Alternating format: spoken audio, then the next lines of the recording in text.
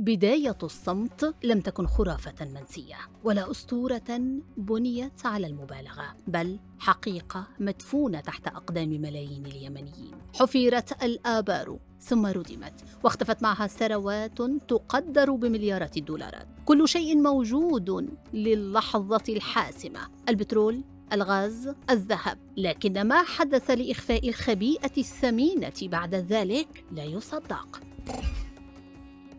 في لحظة نادرة خرج الشيخ عبد المجيد الزنداني، أحد أبرز رجال الدين في اليمن، ليكشف على الهواء مباشرة ما لم يجرؤ أحد على قوله لعقود. قالها دون تردد: اليمن أغنى من كل دول الخليج، لكنه بلد دفن كنوزه بيديه. أوضح أن الحكومة السابقة برئاسة علي عبد الله صالح أصدرت أوامر مباشرة بردم آبار غاز ونفط بعد أن بدأت بالإنتاج الفعلي، ليس بئرا أو اثنتين، بل 17 بئرا في محافظة الجوف وحدها. النفط كان يتدفق، فصدر القرار اغلقوه. السيناريو لم يكن محصورا في الجوف. في تهامة جنوب الحديدة وبالقرب من بيت الفقيه ظهرت آبار بترولية جديدة. خرج البترول بالفعل، لكن الرد كان قاطعا: تردم فورا وتغطى بصبات إسمنتية تمنع أي إمكانية لإعادة تشغيلها. قرارات غامضة لا تفسر اقتصاديا ولا وطنيا، سوى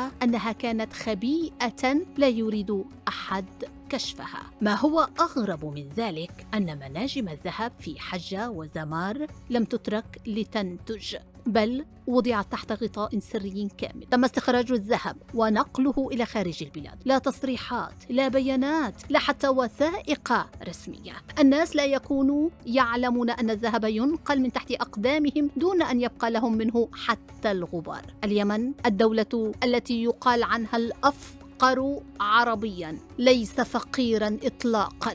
ما يجري على أراضيه هو نموذج فج لاندثار ممنهج للثروة، لا للفقر الحقيقي.